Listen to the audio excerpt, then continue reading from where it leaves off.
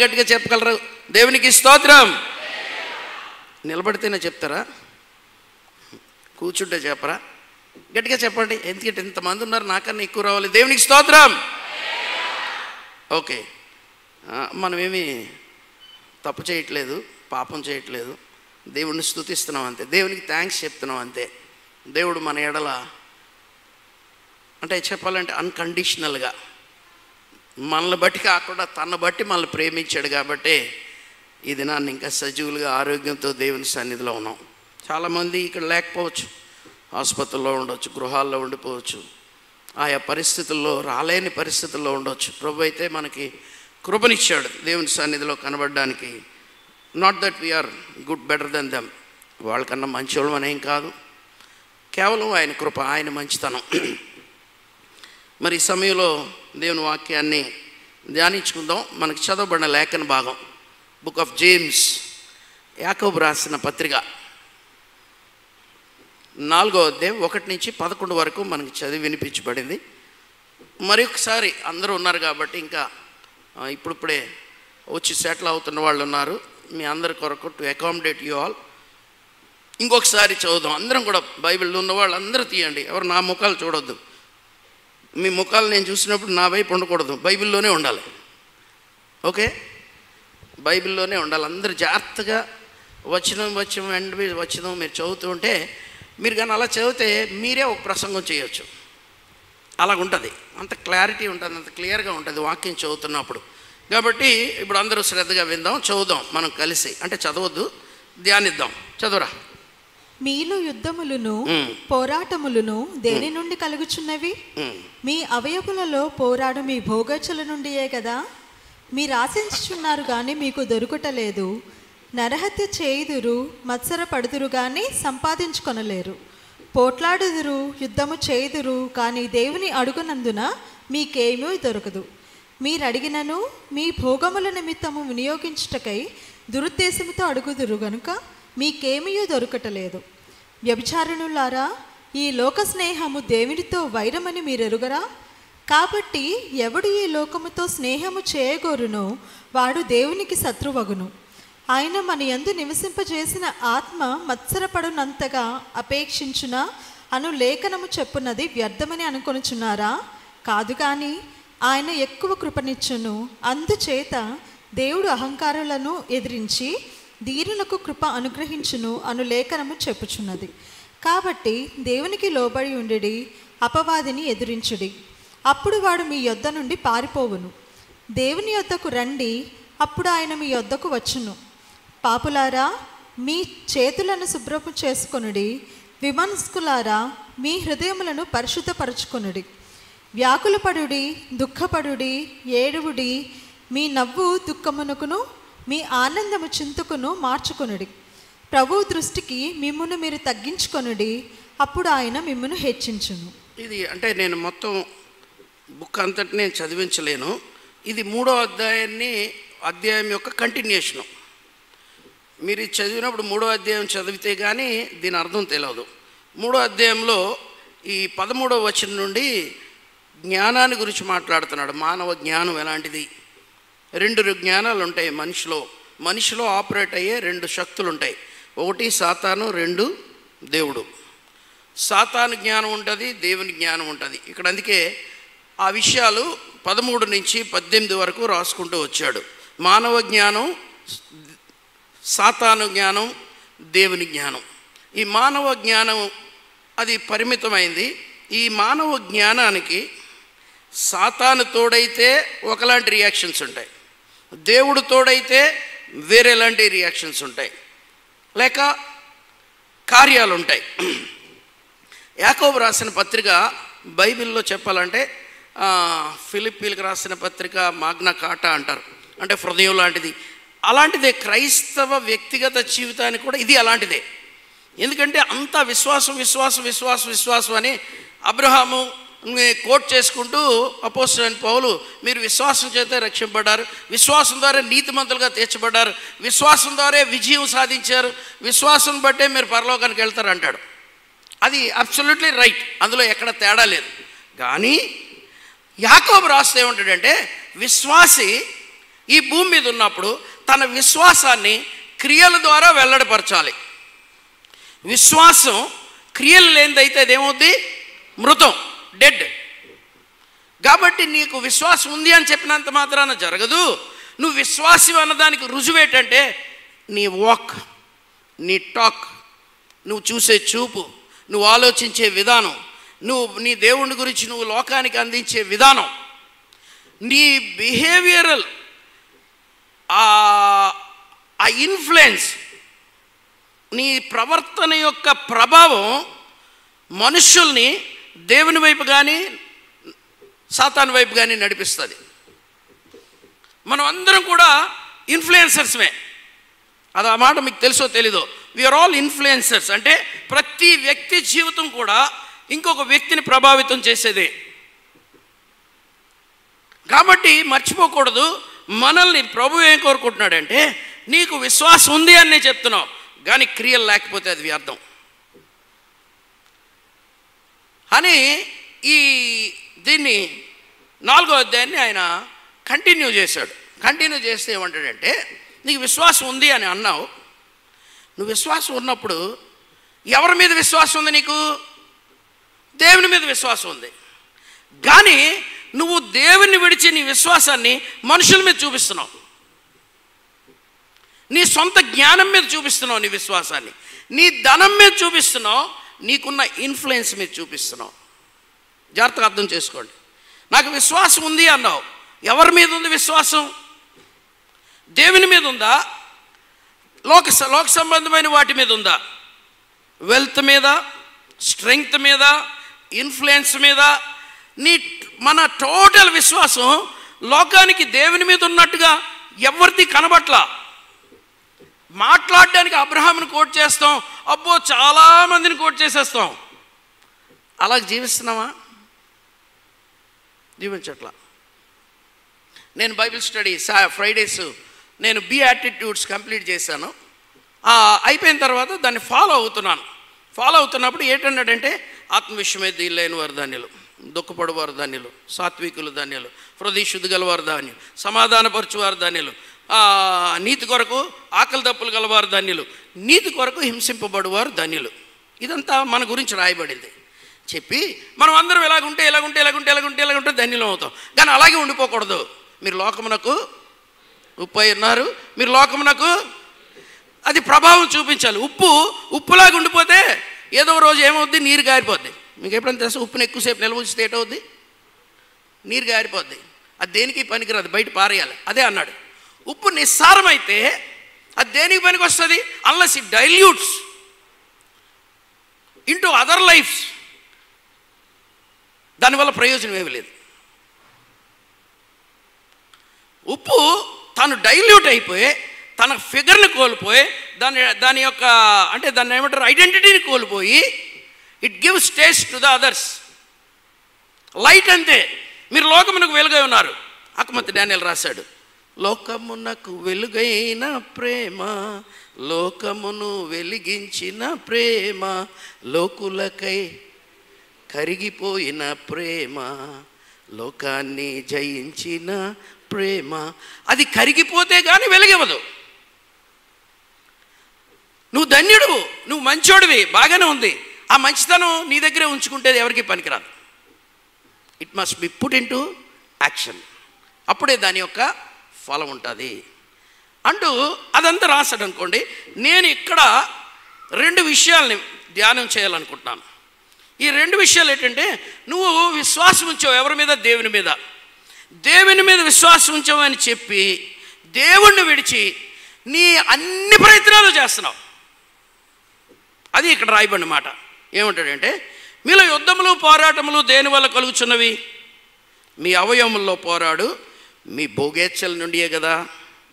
మీరు ఆశించున్నారు కానీ మీకు దొరకట్లేదు. ఎందుకు దొరకట్లేదు? మీరు ఆశించిన దాన్ని పొందుకోవడం కొరకు నరహత్య చేయుదురు, మత్సరపడుదురు, కానీ సంపాదించుకోలేరు, పోట్లాడుదురు, యుద్ధం చేయుదురు, కోర్టులకు వెళ్దురు, అఫీషియల్స్ దగ్గరికి వెళ్తారు, లంచాలు ఇస్తారు, రకరకాలు చేస్తారు. మాట్లాడితే దేవుడి దగ్గరికి తప్ప అందరి దగ్గరికి వెళ్తారు. ఈ లోకాధికారుల దగ్గర వెళ్ళి చేతులు కట్టుకొని నిలబడిన పరిస్థితి. వాళ్ళకి డబ్బులు ఇచ్చి వాళ్ళు ఏదో ఫేవర్ చేస్తారనుకునే ఆలోచన విధానం అని అంటాడు. మీరు అన్ని రకాల ప్రయత్నాలు చేసి దానివల్ల మీలో పోరాటాలు, గాయాలు, భేదాలు అనేకం పెరిగిపోతున్నాయి. ఎందువలనో తెలుసా? చేదురు కానీ, but ifs buts are more dangerous బైబిల్లో ఎక్కడైనా సరే. కానీ దేవుణ్ణి అడుగున్నందున మీకేమీ దొరకట్లా. దేవుణ్ణి అడగట్లేదా? దేవుణ్ణి అడగట్లేదా? దేవుణ్ణి అడగని వాళ్ళు ఇక్కడ ఎవరన్నా ఉన్నారా? అందరూ దేవుణ్ణి అడిగిన వాళ్ళే. దేవుణ్ణి ముందు అడిగి, ప్రభువా నేను ఇప్పుడు ఎమ్మెల్యే దగ్గరికి వెళ్తున్నాను, ఎమ్మెల్యే మనసు కరిగించి ప్రభువా. అడిగింది ఎవరిని? దేవుణ్ణి. దేవుణ్ణి అడిగితే నువ్వు వేడి చేయాలి. నీ దేవుడు చేయగలడని నమ్మితే నీ ఇంట్లో కూర్చొని దేవుడు ఎప్పుడు చేస్తాడని ఎదురు చూడాలి. నువ్వు దేవుణ్ణి అడిగావు, నాకు ఫైనాన్షియల్ ప్రాబ్లం ఉంది, ఇమ్మీడియట్గా ప్రార్థన చేస్తున్నప్పుడే దేవుడు ఒకరిని చూపిస్తాడు. దేవుడు చూపిస్తాడా? దేవుడు నన్ను మిమ్మల్ని చూపించాడు సార్ అంటాడు. వీడికి ఆయన చూడగానే గుండె ఆగిపోద్ది, డబ్బులు అడుగుతాడని తెలుసు. నన్ను నీకెందుకు రా చూపించాడు అని అనుకుంటాడు మనసులో. నాకు దేవుడే ఆ పేరు చెప్పాడు సార్ అక్కడికి వెళ్ళమని. దేవుడు మానవుల దగ్గరికి అవసరాలు తీర్చడానికి ఆయనే వచ్చాడు, తన మనుషులను పంపించాడు. ఎవరూ ఎక్కడికి వెళ్ళనవసరం లేదు. ఏలియా ఆహారం కావాల్సి వస్తే కాకుల ద్వారా పంపించాడు. లోకాసువార్తలు అంటాడు, ఆకాశ పక్షులు చూడండి, అవి ఎత్తువు కొయ్యి, వాటికి గరిసలేదు, వాటికి ఎఫ్సిఐ గొడౌన్స్ లేవు, అయినను వాటిని దేవుడు పోషిస్తున్నాడు కదా అని ఒక మంచి మాట అన్నాడు. ఏమాట అన్నాడు చెప్పగలరా? ఏమడిగింది ఇస్తాడా?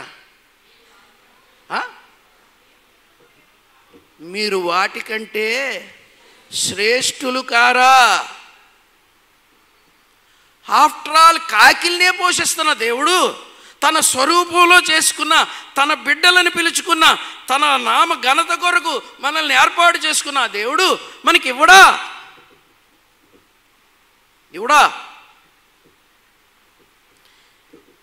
ఈ బ్యాక్గ్రౌండ్లో నేను ఒక ఎగ్జాంపుల్ చూపిస్తాను. చిన్నప్పుడు సండే స్కూల్ పాఠం అది.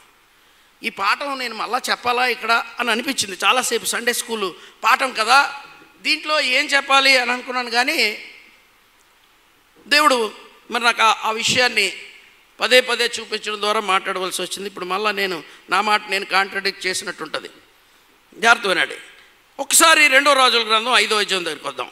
ఇక్కడ ఒక 5 క్యారెక్టర్స్ ఉన్నారు. ఈ 5గురిలో ఒక వ్యక్తి చుట్టూ ఈ క్యారెక్టర్ తిరుగుతుంది. ఈ క్యారెక్టర్స్ అన్నీ తిరుగుతున్నాయి. అది ఎవరు? 2వ రాజుల గ్రంథం 5వ అధ్యాయం అనగానే చెప్పేయాలి కొంతమంది. మార్క్స్ వార్త 2వ అధ్యాయం అనగానే కొంతమంది చెప్పేయాలి.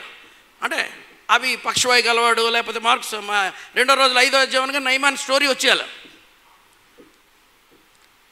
ఇది ఎవరంటే నయమాన్ అనే వ్యక్తి ఉన్నాడు. ఈ నయమాన్ గురించి మనం చదువుకోవాల్సిన విషయం ఏంటంటే ఒకసారి చదువుదాం. సిరియా సైన్యాధిపతి అయిన చదువురా 2వ రాజుల గ్రంథం 5వ అధ్యాయం 1వ వచనం. సిరియా రాజు సైన్యాధిపతి అయిన నయమాను అనునొకడుండెను. అతని చేత యెహోవాయే సిరియా దేశమునకు జయము కలుగజేసి ఉండను గనుక అతడు తన యజమానుని దృష్టికి ఘనుడై దయ పొందిన వాడాయను. అతడు మహాపరాక్రమశాలి అయి ఉండెను గాని అతడు కుష్ఠరోగి. సిరియనుల గుంపులుగా బయలుదేరి ఇశ్రాయేలు దేశము మీదకి పోయిచుండిరి. వారచ్చటి నుండి ఒక చిన్నదాన్ని చెరగొని తేగా అది నయమాను భార్యకు పరిచారము చేయుచుండెను. అది షోమ్రోనులోనున్న ప్రవక్త దగ్గర నా ఏలినవాడు ఉండవలెనని నేనెంతో కోరుచున్నాను. చాలండి. అతడు నా ఏలినవానికి కలిగిన కుష్ఠ రోగంను బాగు చేయనని తన యజమానురాలుతో అనెను.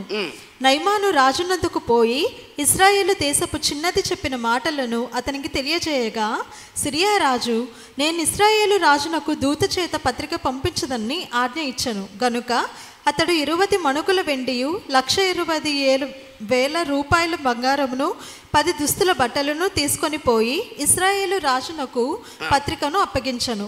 ఆ పత్రికలో ఉన్న సంగతి ఏదనగా, నా సేవకుడైన నయమానుకు కలిగిన కుష్ఠరోగమును నీవు బాగు చేయవలనని ఈ పత్రికను అతని చేత నీకు పంపించి ఉన్నాను. ఇశ్రాయేలు రాజు ఈ పత్రికను చదివి వస్త్రములు చింపుకొని, చంపుటకును బ్రతికించుటకును నేను దేవుడునా? ఒకనికి కలిగిన కుష్ఠరోగమును మాన్పుమని నా యొద్దకు ఇతడు పంపుట ఏమి? నాతో కలహమునకు కారణము అతడు ఎట్లు వెతుకుచున్నాడో మీరు ఆలోచించుడనెను. ఇశ్రాయేలు రాజు తన వస్త్రమును చింపుకొనిన సంగతి దైవజనుడైన ఎలీషాకు వినబడినప్పుడు అతడు, నీ వస్త్రములు నీవెందుకు చింపుకొంటివి?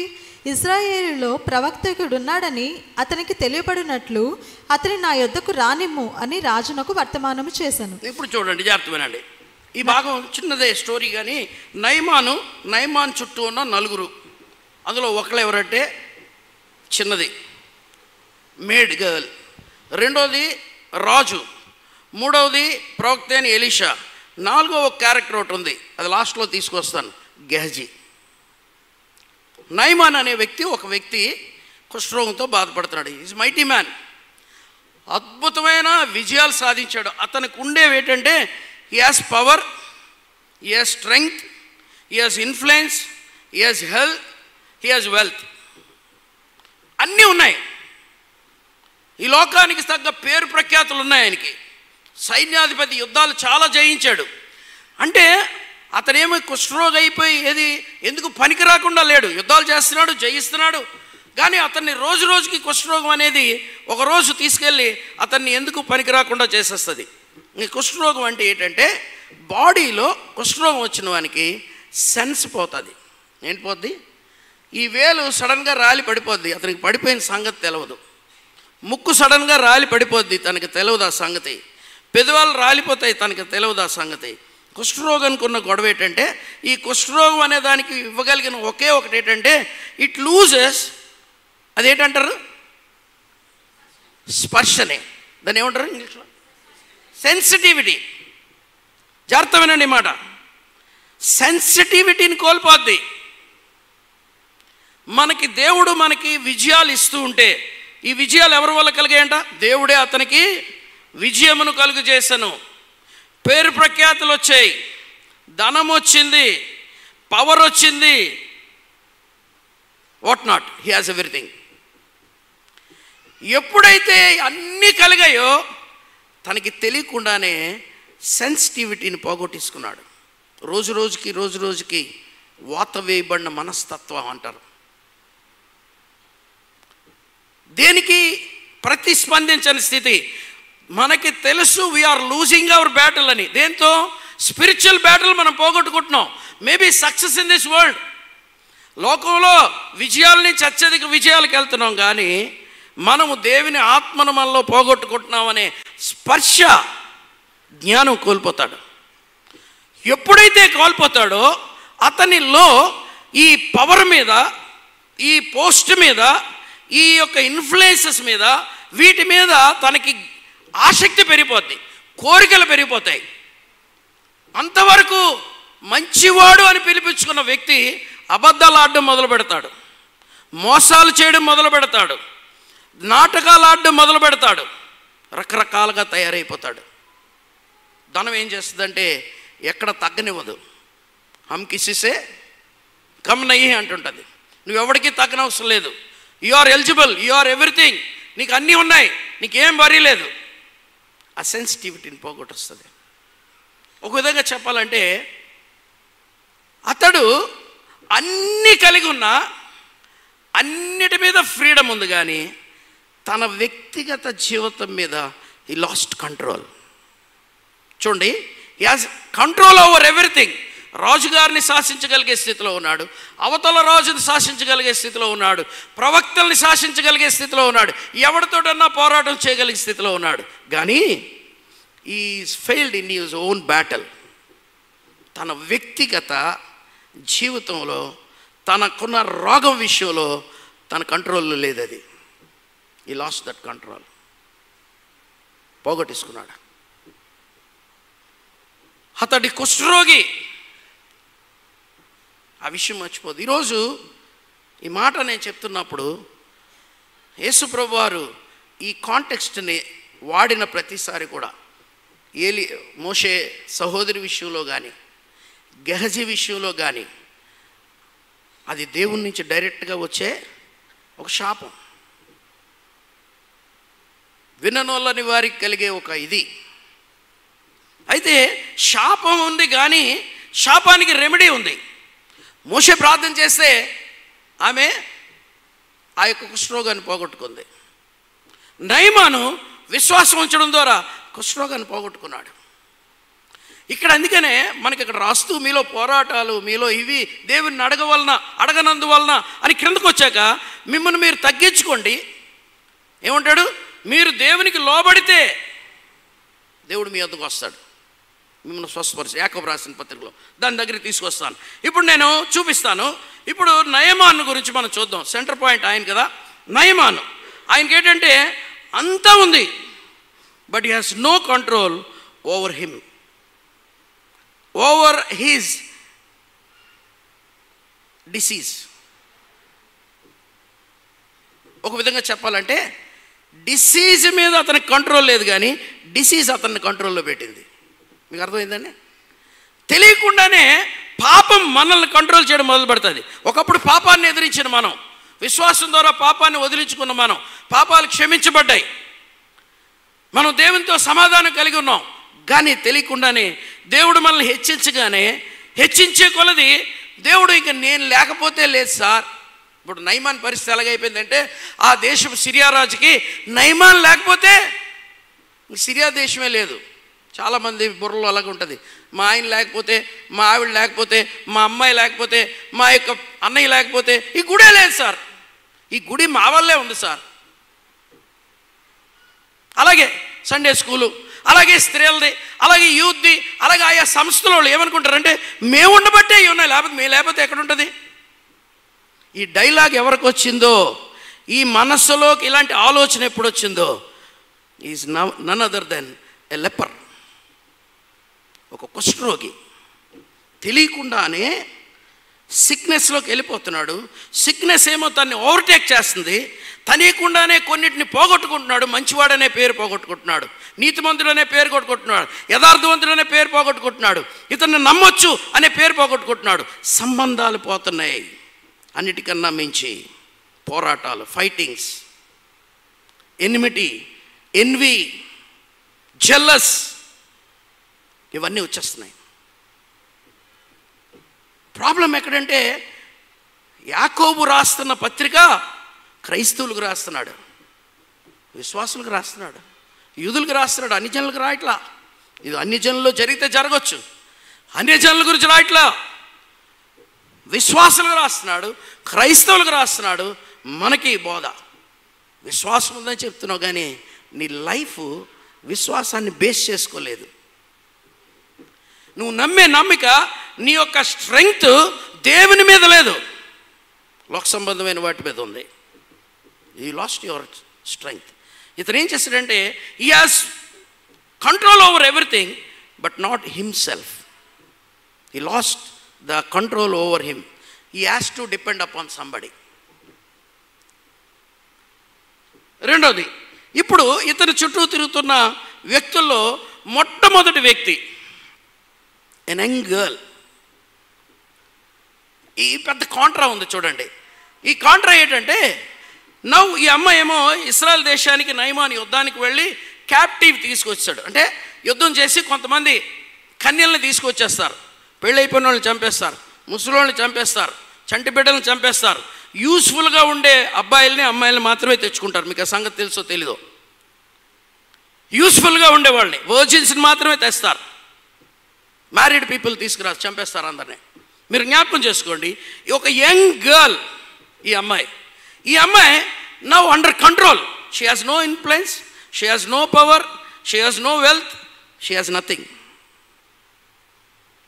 ఆమె దాస్యంలో ఉంది, ఎవరో కంట్రోల్లో ఉంది, కానీ షీఈ్ అవుట్ ఆఫ్ కంట్రోల్. తన ఆత్మ విషయంలో, తనకున్న విశ్వాసం విషయంలో ఎవరి బైండింగు లేదు. దేవునికి స్తోత్రం చెప్పండి, దేవునికి స్తోత్రం చెప్పండి గట్టిగా. తన పరిస్థితి దీనంగా ఉంది, కానీ ఆ బిడ్డ దీనంగా లేదు. She didn't lost her hope. మీకు ఒక విషయం తెలుసా? ఆమె ఏమంటుంది తెలుసా? నా దేవుడు, నా దేశం, నా దేవుడు ఉన్న దేశంలో ఇలాంటి కుష్ఠరోగులు బాగు చేయడానికి ఒక దైవజనుడు ఉన్నాడు. షీ నోస్ వన్ థింగ్, తను నమ్మిన దేవుడు గొప్పోడు, తన దేశంలో ఉన్న ప్రవక్త గొప్పోడు, మా రాజుకి ఈ సంగతి తెలవదు. తన కంట్రోల్లో ఉంది. ఒక విధంగా చెప్పాలంటే తనకి ఏమీ లేదు, అన్నీ కోల్పోయింది. తన ఇంట్లో లేదు, పేరెంట్స్తో లేదు, అందరూ విడిచి వెళ్ళిపోయారు. దుఃఖపడుతూ ఏదో మూలలో కూర్చొని ఉండాల్సిన ఆమె. ఒకటి జ్ఞాపకం ఉంచుకోండి, తను తన గురించి ఆలోచించుకోవాల్సిన అమ్మాయి తన గురించి ఆలోచించకుండా నశించిపోతున్న ఒక వ్యక్తిని గురించి ఆలోచిస్తుంది. ఈరోజు క్రైస్తవ లోకం దీన్ని పోగొట్టుకుంది. జనులు స్వార్థ ప్రియులు, బెంకములాడువారు, పైకి భక్తి కలిగి దాని శక్తిని ఆశ్రయించిన వారు. ఈ అమ్మాయి ఆ పోతీఫర్ ఇంట్లో పనిగత్తిగా ఉంది, మేడిగా ఉంది. రోజు వాళ్ళు తిడుతున్నారో ఏం చేస్తున్నారో తెలియదు, వాటిని గురించి పట్టించుకోవట్లేదండి. తన శత్రువు, తన దేశాన్ని పాడు చేసిన శత్రువు, తన తల్లిదండ్రులు చంపేసిన శత్రువు, వాళ్ళందరినీ నాశనం చేసి తన ఇంటిని కూల్చేసిన శత్రువు తన కళ్ళ ముందు పడినప్పుడు తన యాటిట్యూడ్ ఎలాగుందో చూడండి. క్రైస్తవ యాటిట్యూడ్ ఎలాగుండాలి? మీరు లోకానికి ఉప్పు అయి ఉన్నారు, లోకానికి వెలుగై ఉన్నారు. ఎప్పుడు నువ్వు ప్రదర్శిస్తావు ఈ లోకానికి ఉప్పు వెలుగు? వెన్ దేర్ ఈజ్ నెసెసిటీ, అవసరం ఉన్నప్పుడు. ఏంటి అవసరం? తన శత్రువు ఎదురుగా ఉన్నాడు, బలవంతుడే, జ్ఞానవంతుడే, ఐశ్వర్యవంతుడే, అన్నీ ఉన్నాయి. బట్ ఈజ్ లెపర్ అన్న సంగతి జ్ఞాపకం చేసుకుంది. Is helpless, is helpless. అతనికి నిస్సహాయుడిగా ఉన్నాడు. I have a solution with me. నా దగ్గర ఒక మార్గం ఉంది, నా మార్గాన్ని నేను దాచిపెడితే ఏమంటే యాకోబు అందులోనే రాస్తూ పూర్తిగా వెళ్ళిన తర్వాత 4వ అధ్యాయాన్ని కంప్లీట్ చేస్తూ ఉన్నాడంట. మేలైనది చేయనెరిగి అట్లు చేయని వానికి అది పాపం. నీవు చేయగలిగిన మేలు ఎరిగి అట్లు చేయని వానికి అది పాపం.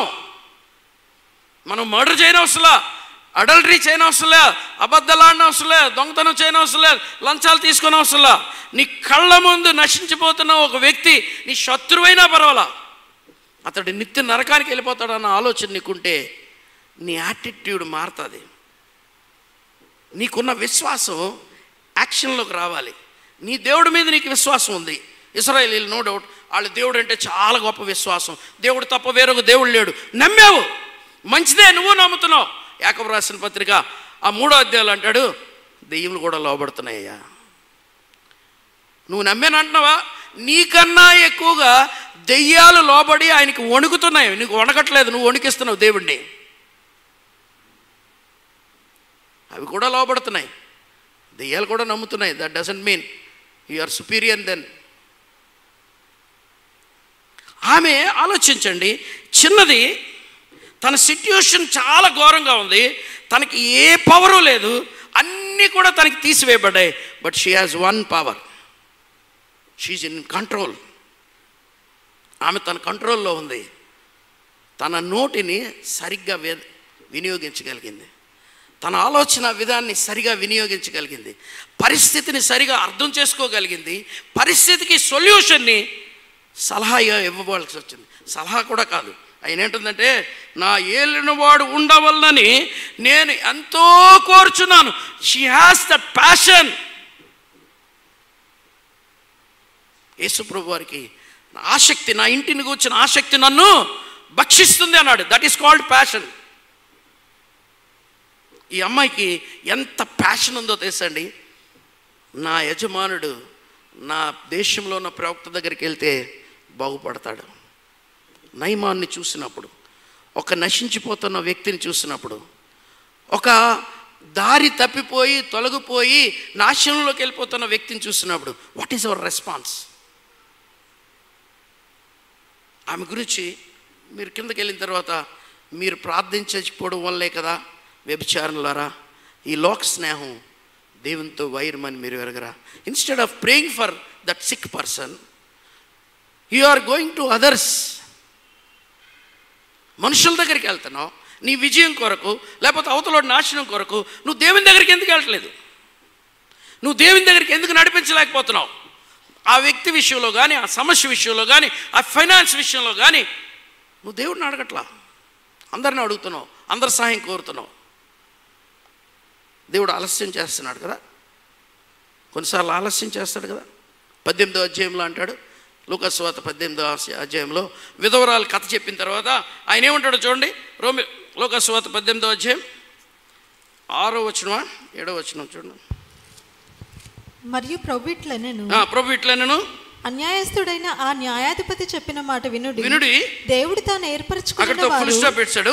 ఇప్పుడు 7వ వచనం, 5వ వచనం చూడండి. దేవుడు తాను ఏర్పరచుకున్న వారు దివారాత్రులు తన్ను గూర్చి మొరపెట్టుకొంచుండగా వారికి న్యాయం తీర్చడా? ఆయనకి వారికి త్వరగా న్యాయము తీర్చును. వారి విషయమే కదా ఆయన ఆలస్యం చేస్తున్నాడు. ఈ ఆలస్యంలో దేవుడికి ఒక అద్భుతమైన ప్రణాళిక నీ ఎడల ఉంది, నా ఎడల ఉంటుంది. ఆయన వినటం లేదని అనొద్దు, వింటున్నాడు. ఆలస్యాలు అద్భుతమైన మాట, అది అలక్ష్యాలు కాదన్నాడు మాసిలమ్మన్ గారు ఒకసారి మాట్లాడాడు. గాడ్స్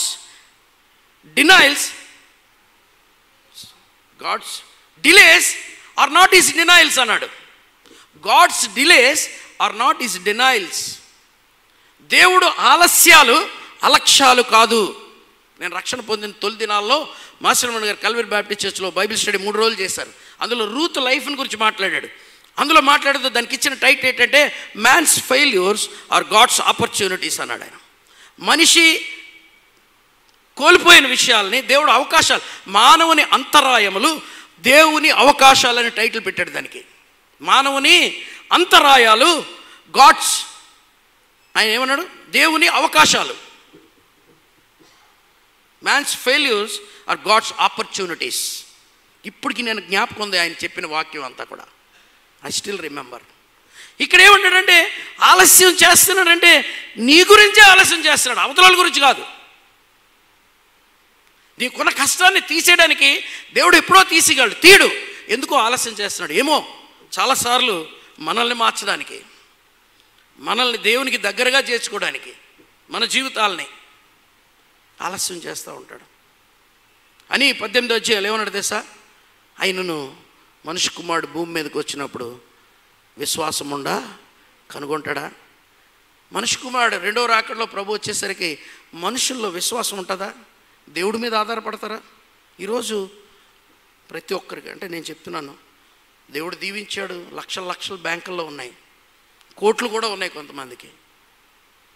దేవుడిని అడగవలసిన పని లేదు, దేవుని దగ్గరికి వెళ్ళవలసిన పని లేదు. ఇదిగో ఇక్కడ నయమాను పరిస్థితి కూడా అదే. కానీ తెలియని గర్వం, తెలియని అతిశయం, దేవుని మీద విశ్వాసం ఉంచవలసిన మనం, మన ఎబిలిటీ మీద, మనకున్న ఇన్ఫ్లుయెన్స్ మీద, మనకున్న స్నేహాల మీద, మనకున్న పరపతి మీద, మనకున్న జ్ఞానం మీద దేవుణ్ణి ఎప్పుడో విడిచిపెట్టేస్తాం. అందుకే చూడండి, ఈ జ్ఞానం ఏం చేస్తుందంటే డివిజన్ తెస్తుంది. పరలోకం నుండి వచ్చే జ్ఞానం అంట. యాకోబు రాసిన పత్రిక రారా, ఇందా చదువు 3వ అధ్యాయం 18వ వచనం, 17, 18 వచనాలు చదువు ఒకసారి. అందరు తీయండి. అక్కడ జ్ఞానాల గురించి మాట్లాడుతూ ఉన్నాడు. అయితే పైనుండి వచ్చు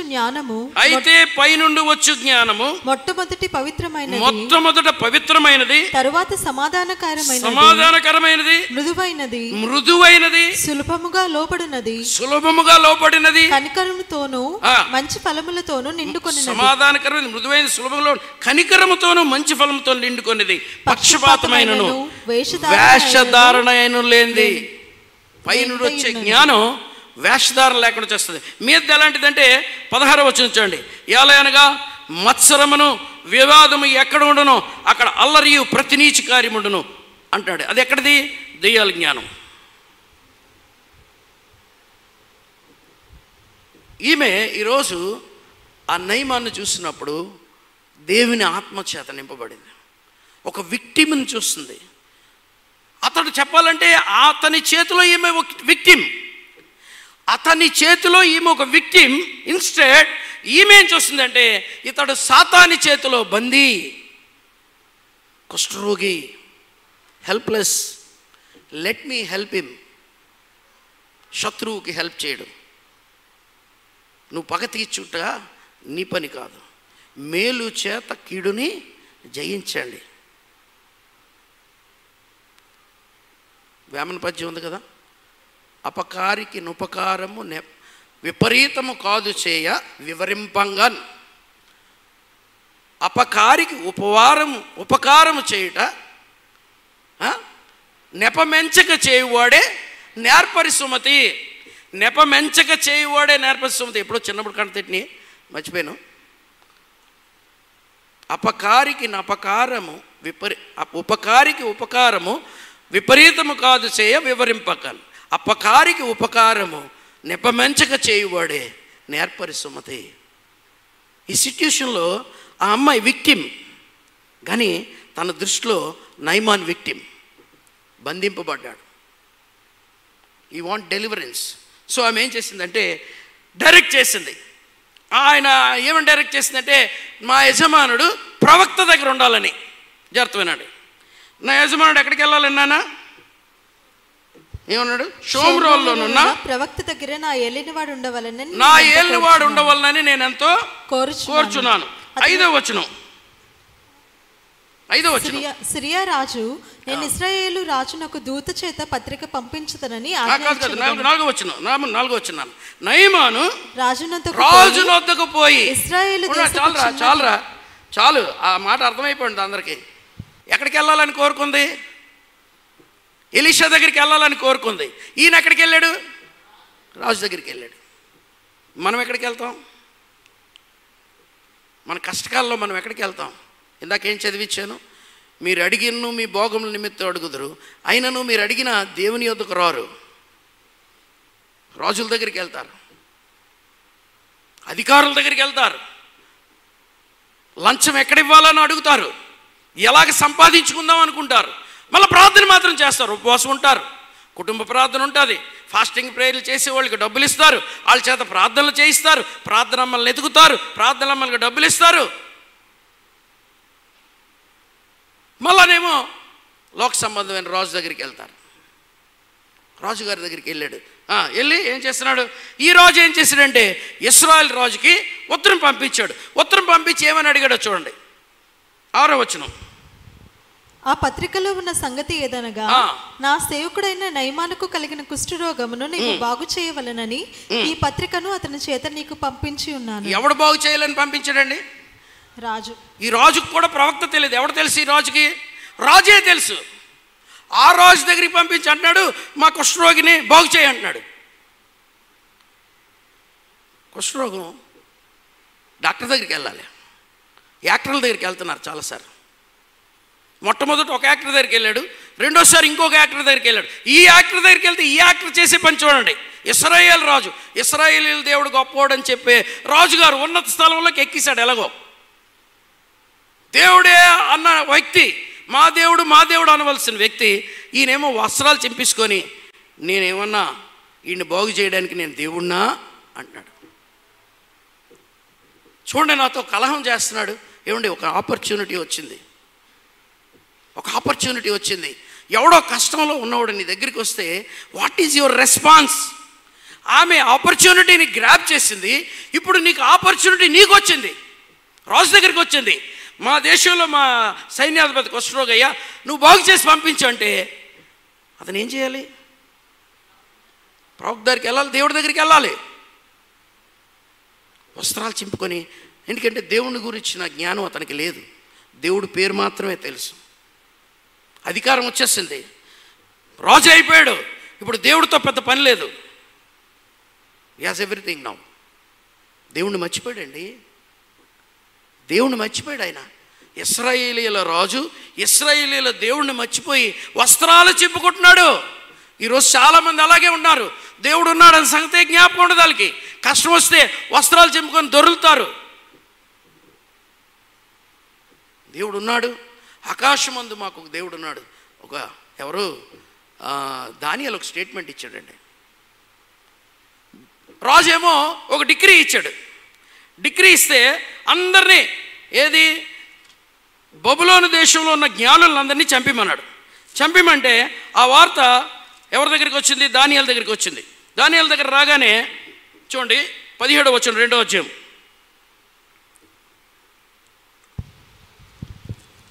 2వ అధ్యాయం దానియేలు గ్రంథం 2వ అధ్యాయం. బైబిల్ ఉన్న వాళ్ళు తీయండి, నా ముఖం చూడకండి, నా ముఖంలో ఏముండదు. 2వ అధ్యాయం 17వ వచనం. అప్పుడు దానియేలు తన ఇంటికి పోయి తన స్నేహితులైన హనన్యాకును మిషాయేలుకును అజర్యాకును సంగతి తెలియజేసి తనను తన స్నేహితులను బబులోనులో తక్కిన జ్ఞానులతో కూడా నశింపకుండునట్లు ఆ కల యొక్క మర్మ విషయంలో పరలోకమందున్న దేవుని వలన కటాక్షం పొందిన నిమిత్తమై ఆయన్ను వేడుకొనుడని హెచ్చరించాడు. ఇప్పుడు రండి, మళ్ళీ ఇప్పుడు రాజు దగ్గర నిలబడ్డాడు. రాజు దగ్గర నిలబడిన తర్వాత ఆయన చెప్తున్నాడు ఇప్పుడు ఒక మాట చూడండి, 27వ వచనం. దానియేలు రాజు సముఖంలో ఇలాగ ప్రత్యుత్తరం ఇచ్చాను. రాజు అడిగిన ఈ మర్మము జ్ఞానులైన గారడీ విద్య గారవారైనను చదువుతాను. జ్ఞానులైనను గారడీ విద్య గలవారైనను శకునగాండ్లైనను జ్యోతిష్కులైనను తెలియజెప్పచాలరు అని చెప్తే ఒక మాట అన్నాడు. అయితే మర్మములను బయలుపరచగల దేవుడు ఒకడు పరలోకమందు మాకున్నాడు. మేం చేయలేదయ్యా, మాకు ఒక దేవుడు ఉన్నాడు. పరలోకమందు ఒక దేవుడు ఉన్నాడు. మర్మాల్ని బయలు చేయగలడు, రాజుల్ని ఎక్కించగలడు, దించగలడు. ఆయన ఎవరినైనా సరే. ఆ తర్వాత దానియేలు కూడా చెప్తాడు చూడండి. అంత్య దినముల యందు కలగబోవు దానిని ఆ రాజుకు నెబుకద్నెజరునకు తెలియజేసి తాము పడక మీద పరుండగా తమ మనస్సులో కలిగిన స్వప్న దర్శనములు ఏవనగా, రాజా ప్రస్తుత కాలము గడిచిన పిమ్మట ఏమి జరుగునో అనుకొని తాము పడక మీద పరుండి మనోచింత కలవారమై ఉండగా మర్మములను బయలుపరచువాడు కలగబోవు దానిని తమరికి తెలియజేశాను. ఇతర మనుషులందరికంటే నాకు విశేష జ్ఞానం ఉండుట వలన. తర్వాత దానియేలు సింహంలోకి వెళ్ళినప్పుడు ఇంకొక స్టేట్మెంట్ ఇస్తున్నాడు. 6వ అధ్యాయం 26వ వచనం చదువుదాం. 27వ వచనం. ఆయనే విడిపించువాడును రక్షించువాడునే పరమందును భూమి మీదను సూచక్రియలను ఆశ్చర్యకరము చేయవాడు. ఆయనే సింహముల నోటి నుండి ఈ దానియేలును రక్షించాను. ఆయనే ఆ మాట అర్థం చేసుకోండి. ఆయనే ఐగుప్తు విడిచి వచ్చిన ఇశ్రాయేలీయులకి మారా దగ్గరికి వచ్చాక ఇశ్రాయేలుకి ఒక విషయం చెప్పాడు. 10 అద్భుతాలు చేసి నాశనం చేశాడు ఇశ్రాయేల్ ఐగుప్తీయుల్ని. ఇప్పుడు మారా దగ్గరికి వచ్చాక వాళ్ళకి ఒక లెసన్ నేర్పిస్తున్నాడు. ఇగో మీరు మారా నీరు తాగారు, డయేరియా వచ్చింది, కొంతమంది చచ్చిపోయారు. ఇప్పుడు ఒక మాట చెప్తున్నాను వినండి. మీరు నా ఆజ్ఞలు గైకొని నా మాటలు విని నా చిత్తము చొప్పున జరిగించిన యెడల ఐగుప్తీయులకు కలిగిన రోగముల్లో ఏది మీకు కలుగదు. మిమ్మును స్వస్థపరచు యెహోవాను నేనే. దేవతలు కాదు, దేవుళ్ళు కారు. 10 మంది దేవుళ్ళు ఫెయిల్ అయిపోయారు, మర్చిపోవద్దు. ఐగుప్తులో ఉన్న 10 మంది ఫెయిల్ అయ్యారు. వాళ్ళెవ్వరూ వారిని రక్షించలేదు, మిమ్మల్ని కూడా రక్షించలేరు. రక్షించేది ఎవరన్నా ఉంటే నేనే. స్వస్థపరిచేది నేనే, విడిపించేది నేనే, హెచ్చించేది నేనే, ఆరోగ్యం ఇచ్చేది నేనే. I'm everything. ఈ సత్యాన్ని లోకం నమ్మలేకపోతుంది.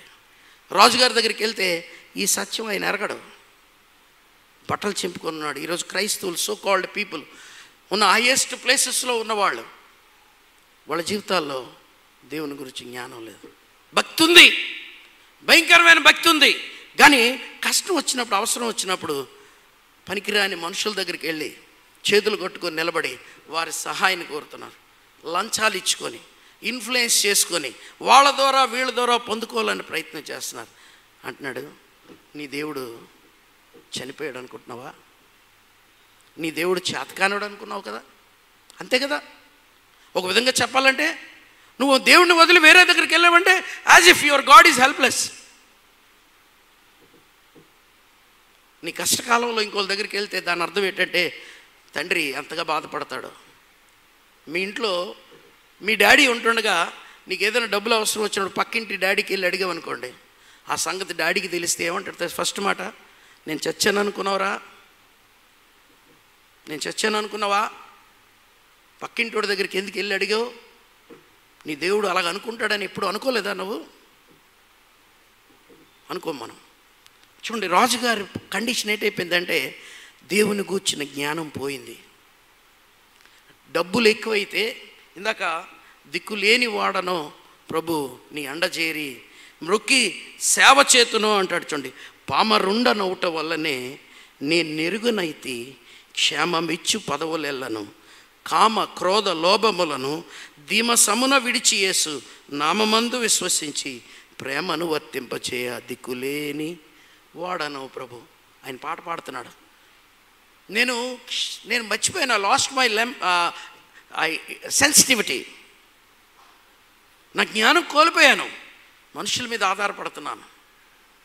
రాజుగారేమో బట్టలు చింపుకుంటే రాజుకు ఒక కబురు పెట్టాడు. బట్టలు చింపుకున్నాడన్న వార్త విని ప్రవక్త రాజుకేమని వర్తమానం పంపించాడు చెప్పరా? 5వ అధ్యాయం 8వ వచనం.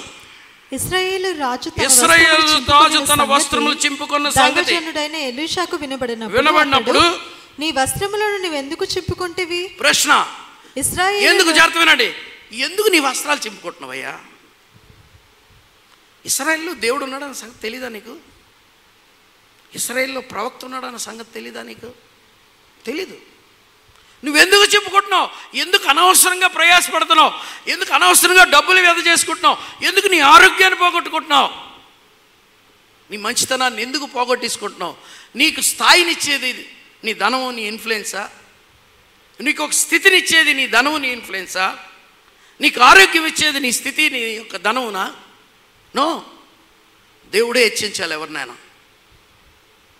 దేవుడు హెచ్చిస్తేనే ఎవడన్నా పైకి వస్తాడు. జ్ఞాపకం ఉంచుకోండి. ఏమంటాడంటే ఎలీషాకు విన్నాం, నీ వస్త్రములు నువ్వెందుకు చింపుకుంటువి?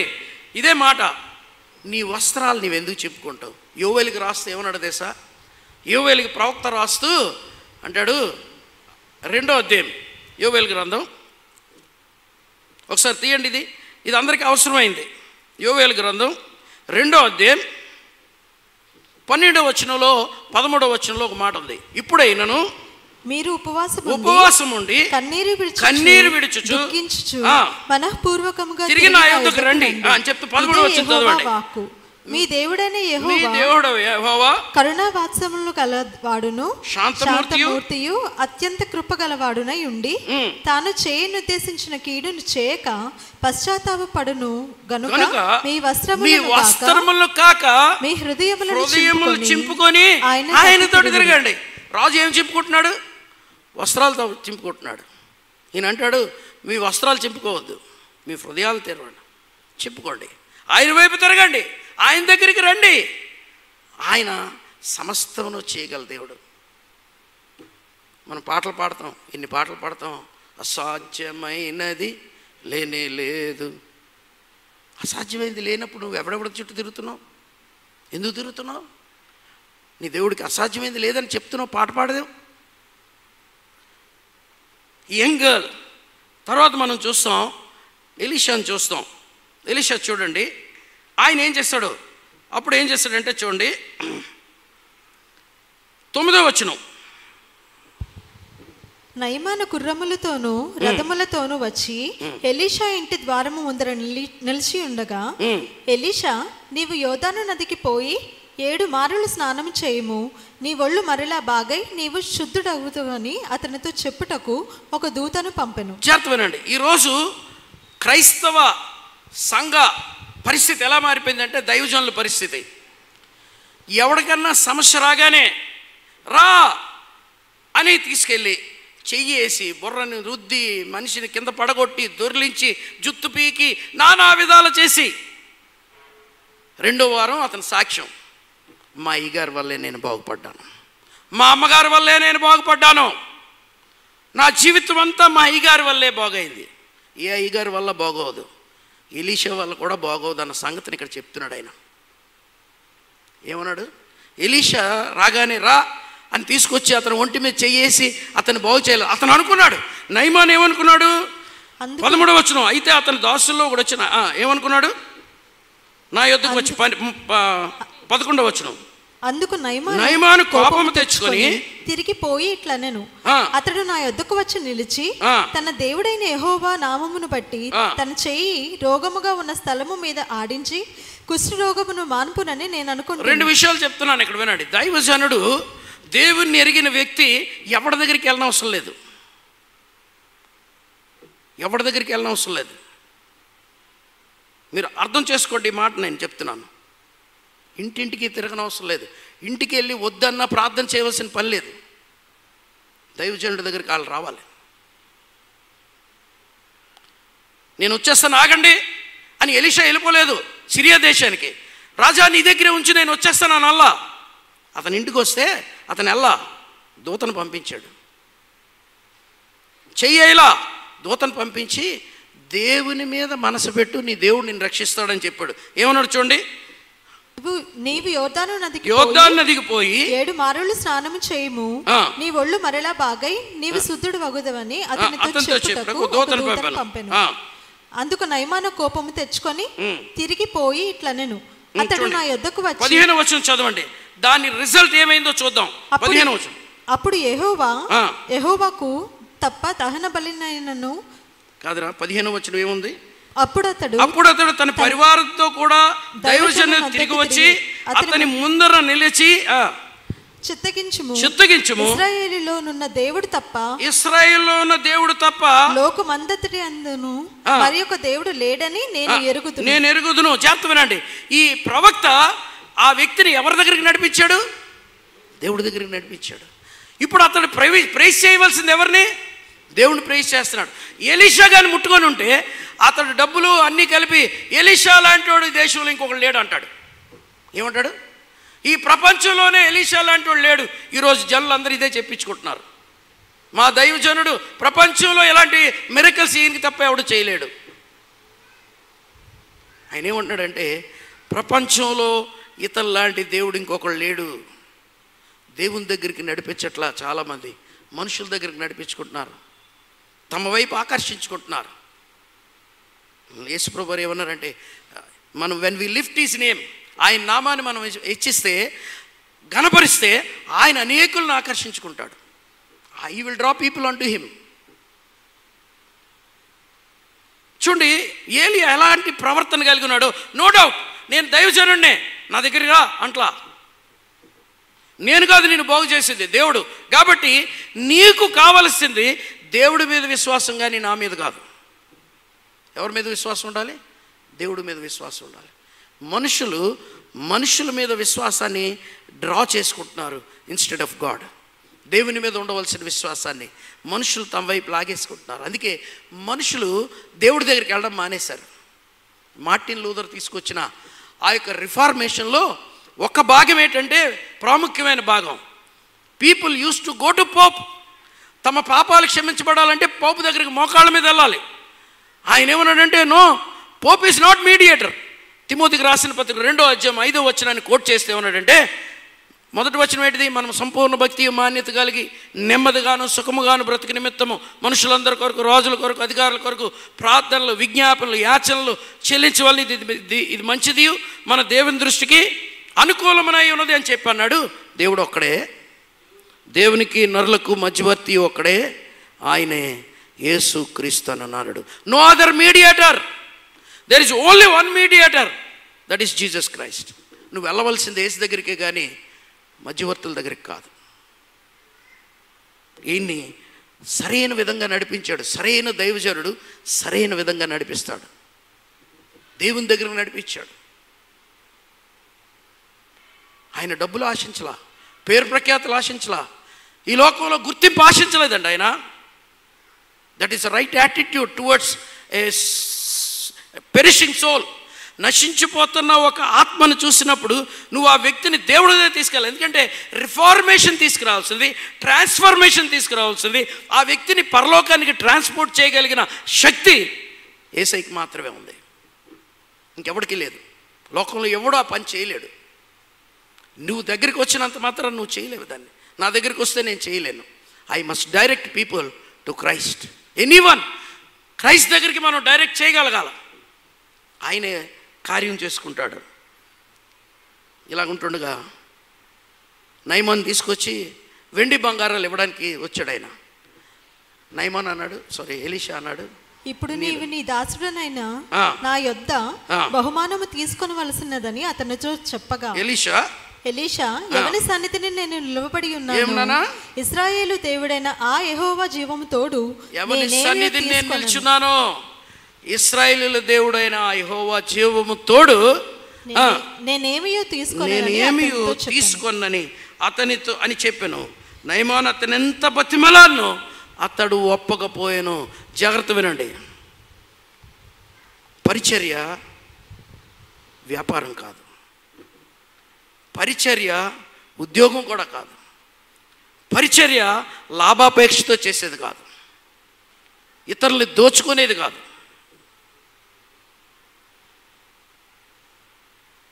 మీరు ఆలోచన చేయండి. 4వ అధ్యాయంలో 8వ వచనంలో, ఇదే అధ్యాయం 4వ అధ్యాయం 8వ వచనంలో ఎలీషా షూనేమీరాలనే ఒక ఆవిడ ఇంటికి వెళ్ళేవాడంట. వచ్చినప్పుడు అక్కడ ఒక కాలేజ్ ఉంది ఆయనకి, అక్కడ శిష్యులు ఉన్నారు, వాళ్ళకి బోధించడానికి మంత్కి ఒకసారి ట్వైస్ బై మంత్లీ వచ్చేవాడు. వచ్చినప్పుడల్లా ఆ ఊర్లో ఉన్న షూనేమీరాలు గనురాలు డబ్బులు బాగున్నాయి, ఆ ఇంట్లో భోజనం పిలిచి భోజనం పెట్టి పంపించేసేది. భోంచేసి వెళ్ళిపోయేవాడు. జాగ్రత్తమేనండి ఈ మాట, డాక్టర్ జైరస్ గారు చెప్పారు ఈ మాట. ఆయన భోంచేసి వెళ్ళిపోతుంటే, వస్తున్నాడు భోంచేస్తున్నాడు వెళ్ళిపోతుంటే, మీరు ఇంకేం తెలీదు, భోంచేసి వెళ్ళిపోతున్నాడు. ఆమె ఒక రోజు అంది, మన ఇంటికి వచ్చి భోంచేసి వెళ్ళేవాడు దైవజనుల్లాగా ఉన్నాడు అన్నది. దేన్ని బట్టి చెప్పింది? మీకు అర్థం చేసుకోండి. భోజనమే చేసి వెళ్తున్నాడు, మన ఇంటికి వచ్చేవాడు దైవజనుల్లాగా ఉన్నాడండి అంటే ఇంటిని తినలేదు అతను. కొంతమంది భోజనం పెడితే భోజనాన్ని ఇంట్లో ఉన్నదాన్ని తినేస్తారు. ఈయన అంటున్నాడు దైవజనుల్లాగా ఉన్నాడండి, అతను మన ఇంట్లో ఒక గది కట్టి అతను మన ఇంట్లో ఉంచుకుందామా? మనం ఇంటికి వస్తే అయ్యగారు రండి అని చెప్పగలిగి ఉండాలి. ఆ మధ్యకాలంలో ఒక లూథరన్ చర్చ్ పాస్టర్ గారు ఒక మాట చెప్పారు నాకు, బాబు సాయంకాలం నువ్వు ఎప్పుడు ఎవడింటికి విజిట్కి వెళ్ళకన్నాడు. ఏమన్నాను? చనిపోయారు ఆయన, సుందర్పాల్ గారు. ఏం సార్ అన్నాను. నేను ఒకళ్ళ ఇంటికి వెళ్ళాను, వాళ్ళ ఇంటికి వెళ్ళి ప్రార్థన చేసి అంతా అయిపోయింది, నేను బయటకు వచ్చాను, నేను బండి తీసి కిక్ కొడుతున్నాను, ఇంతలో నాకు ఒక మాట వినపడింది. ఆవిడ సైడ్ కిటికీలో నుంచి, ఆ సైడ్ డోర్లో నుంచి పక్కకు వచ్చి గోడ మించి అవతలవాడిని పిలుస్తుందంట, పక్కింటి నైబర్ని. ఎందుకు పిలుస్తుందంటే, సీరియల్ ఏమైంది, మా పాస్టర్ వచ్చి టైం వేస్ట్ చేశాడు నాకు. ఏమంది సీరియల్, ఈరోజు సీరియల్ ఏమైపోయింది చెప్పంటుందంట. పాస్టర్ గారు వచ్చి టైం వేస్ట్ చేశాడంట ఆయన అంటున్నాడు. అప్పటి నుంచి ఆయన ఈవినింగ్ వెళ్ళడం మానేశాడంట సీరియల్ టైంలో. సీరియలా పాస్టరా, సీరియలా దేవుడా, ఎవడు ముక్కు, ఎవరు ముఖ్యం? ఆయన అంటున్నాడు నాకు వద్దు, నాకు ఏది వద్దు. అది గ్యాజీ విన్నాడు. గ్యాజీ విని వెనకాతలు పరిగెడుతున్నాడు. చూడండి ఏమంటున్నాడు గ్యాజీ, 21వ వచనం. నయమానును కలుసుకొనుటకై పోవచుండగా నయమాను తన వెనుక నుండి పరుగున వచ్చుచున్న వానిని చూచి తన రథము మీద నుండి దిగి వానిని ఎదుర్కొని క్షేమమా అని అడిగాను. అతడు క్షేమమే అని చెప్పి, నా యజమానుడు నా చేత వర్తమానము పంపి, ప్రవక్తల శిష్యులలో 2 యవ్వనులు ఎఫ్రాయిము మన్యము నుండి నా యొద్దకు ఇప్పుడే వచ్చిరి గనుక నీవు వారి కొరకు 2 మణుకుల వెండియు 2 దుస్తుల బట్టలను దయచేయమని సెలవిచ్చుచున్నాడను. అందుకు నయమాను, నీకు అనుకూలమైతే రెట్టింపు వెండి తీసుకొని బతిమాలి 2 సంచుల్లో 4 వెలుగుడు బండి 2 దుస్తుల బట్టలు ఇచ్చి తన భార్యతో 2 మీద వాటిని మోయగా వారు గేజీ ముందు వాటిని మోసుకొని పోయారు. జాగ్రత్తనండి. ఇప్పుడు ఈ గ్రీడీ మ్యాన్ ఏం చేశాడంటే, నయమాను వెనకాల పరిగెట్టి ఆ ఇచ్చిన డబుల్ పోర్షన్ బ్లెస్సింగ్ తీసుకున్నాడు. ఏం portion? Double portion blessing. Elisha ఏం తీసుకున్నాడు? ఏలియా దగ్గర ఉన్న ఆత్మలో 2 పాళ్ళు ఆయన తీసుకుంటే, ఈయనేమో నయమాను దగ్గర నుంచి 2 పోర్షన్ ఆస్తి కొట్టేద్దామని ట్రై చేశాడు. ఏం సంపాదించుకున్నాడు? నయమాను పొందిన కుష్ఠరోగాన్ని ఈయన పొందుకున్నాడు. నయమాను విధేయుడై దేవుని మీద విశ్వాసం ఉంచి ఆయన స్వస్థపరచబడ్డాడు. దేవుని బిడ్డ ధనం వెనకతలు పరిగెట్టి కుష్ఠరోగాన్ని సంపాదించుకున్నాడు. What is our attitude? క్రైస్తవుడు అని చెప్పుకొని నువ్వు దేవుణ్ణి ఎరిగిన వ్యక్తిగా ఉంటూ, యాకోబు రాసిన పత్రికలో అంటాడు, విశ్వాసం నాకు ఉంది అని నువ్వు చెప్తే దెయ్యాలు కూడా చెప్తున్నాయి. ఏది విశ్వాసం క్రియల్లో ఎక్కడుంది? విశ్వాసం క్రియల్లో ఎక్కడుంది? మీరు ఆలోచించేయండి. మనం దాన్ని శ్రద్ధగా తీసుకోవట్లేదు. We are taking it easy, granted అనుకుంటున్నాం. దేవుడి ప్రేమ కనికరం చాలా గ్రాంటెడ్ అనుకుంటున్నాం. అందుకే ఏమంటున్నాడు చూడండి, 6వ వచనం, అందుచేత దేవుడు అహంకారులు ఎదిరించి దీనులకు కృప అనుగ్రహించిన లేఖనం చెప్తుంది. 2 విషయాలు జరిగాయి చూడండి. దీనత్వానికి 2 విషయాలు జరిగాయి. నయమాను ఇద్దరు మాట విన్నాడు. ఎవరు ఇద్దరు మాట విన్నాడు? చిన్నదాని మాట, ఎలీషా మాట విన్నాడా? ఎలీషా మాట వినలా, అతని సర్వెంట్స్ మాట విన్నాడు. దైవజనుడు మాట వినలా. ఇద్దరు హంబల్ పీపుల్, లో లెవెల్ పీపుల్, బుద్ధి లేనోళ్ళు, జ్ఞానం లేనోళ్ళు, చదువు లేనోళ్ళు అనుకుందాం మనం. మనకి ఎంత కోపం వస్తుందో. What are you thinking man? నువ్వెవడవి నాకు చెప్పడానికి? దేవుడు అలాంటి వారితో చెప్పిస్తుంటాడు. ఆ మాట వినకపోతే కాకులతో చెప్పిస్తాడు. ఆ మాట వినకపోతే గుర్రాలతో, గాడిదలతో చెప్పిస్తాడు దేవుడు. మనం ఆ స్థితికి రావాలే కానీ ఆ స్థితికి ఆ గాడిదలతో కూడా మనతో చెప్పిస్తాడు. చాలామంది పెద్ద పెద్ద ప్రసంగికులు పిలుచుకుంటాం, వాళ్ళు చెప్తే విందామని. అవసరంలా. Many incidents in and around you, చాలా చాలా సంఘటనలు జరుగుతూ ఉంటాయి. They will teach you. మనం పట్టించుకోం, మనం దానికి చెవియోగం అనుకుంటాం. నేను పెద్దోడిని ఎక్కడి దాకా వెళ్ళిపోతావు? పెద్దోడివే వెళ్ళిపోతాం అనుకున్నారు. అలాగే దేవుడి దగ్గరికి కూలిపోయింది బాబేలు గోపురం. భాషలు తారుమారైపోయి, భూమి చెల్లా చెదరైపోయారు, కుటుంబాలు చెల్లా చెదరైపోతాయి. నేను చెప్తున్నాను, అదేమి శాపం కాదు, జరిగిన వాస్తవాలు చెప్తున్నాను నేను. దేవుడిని విడిచి దేన్ని ఆశ్రయించిన, దేన్ని నమ్ముకున్నా చెదిరిపోయారండి. పైకి వెళ్ళిపోదాం. ఎక్కడికి వెళ్ళిపోతావు? ఎంతవరకు వెళ్ళిపోతావు? చెదరగొట్టేశాడు దేవుడు. జ్ఞాపకం చేసుకుందాం ఈరోజు. దేవుణ్ణి అడుగు. నీ విశ్వాసం దేవుని మీద ఉండు. నీ క్యారెక్టర్ దేవుని మీద ఆధారపడి ఉండు. ఎందుకు మీలో పోరాటాలు? ఎందుకు మీలో కక్షలు? ఎందుకు మీలో క్రోధాలు? ఎందుకు తల్లిదండ్రులు, తండ్రి బిడ్డ ఏమో తండ్రిని చంపేస్తున్నాడు, తండ్రి ఏమో బిడ్డని చంపేస్తున్నాడు, అన్నదమ్ములు అక్కచెల్లెలను చంపేసుకుంటున్నారు, బంధువులు చంపేసుకుంటున్నారండి. సెంటు భూమి కొరకు, లేకపోతే 1 ఇంచు భూమి కొరకు, ఇంత ఆస్తి కొరకు, అమ్మ విడిచిపెట్టిన బంగారం కొరకు, నాన్న విడిచిపెట్టిన ఆస్తి కొరకు బంధువులు విడిపోయి ముఖాలు కూడా చూసుకోలేని భయంకరమైన దుస్థితి. క్రైస్తత్వం మోడల్గా ఉండవలసిన క్రైస్తత్వం, వెలుగ్గా ఉండవలసిన క్రైస్తత్వం, ఉప్పుగా ఉండవలసిన క్రైస్తత్వం క్రియలు లేదు, చచ్చిపోయింది, మృతమైపోయింది. మేల్కొందాం. ఆయన అంటున్నాడు, ఆఖరి వచ్చిన చదువు మనం ఇందా 11 8వ వచనం చదవండి. దేవుని వద్దకు రండి, అప్పుడు ఆయన మీ వద్దకు వచ్చును. పాపులారా మీ చేతులను శుభ్రం చేసుకొనిడి. 2వ మాట చదువు. అదేంటి, దాని అర్థం ఏంటి? తోమాలారా. తోమా అంటే అర్థం ఏంటో తెలుసా? Double, twin. తోమా అన్నది గ్రీక్లో, దిదుమా అన్నది అరమైక్లో. దిదుమా అనే మాట ట్విన్, తోమా అన్నమాట ట్విన్. ద్విమనస్కులు, డబుల్ మైండెడ్ పీపుల్. ఇక్కడ ఒక కాలు, అక్కడ ఒక కాలు. ఈయన మీద విశ్వాసం, ఈయన మీద విశ్వాసం. దేవుడి దగ్గరికి వచ్చినప్పుడు ఆదివారం విశ్వాసం, రోడ్డు మీదకి వెళ్తే ఇంకొకరి మీద విశ్వాసం, ఇంకక్కడికి వెళ్తే ఇంకొకరి మీద విశ్వాసం. దిమనస్కులారా హృదయములు పరిశుద్ధపరచుకొనుడి, వ్యాకులపడుడి, దుఃఖపడుడి, ఏడువుడి, మీ నవ్వు దుఃఖమునకును మీ ఆనందము చింతకును మార్చుకొనుడి. ప్రభు దృష్టికి మిమ్మల్ని మీరు తగ్గించుకొనుడి, అప్పుడు ఆయన మిమ్మల్ని హెచ్చించును. ప్రార్థన చేసుకుందాం. తల వంచండి. చిన్న ప్రార్థన. దేవుని సన్నిధిలో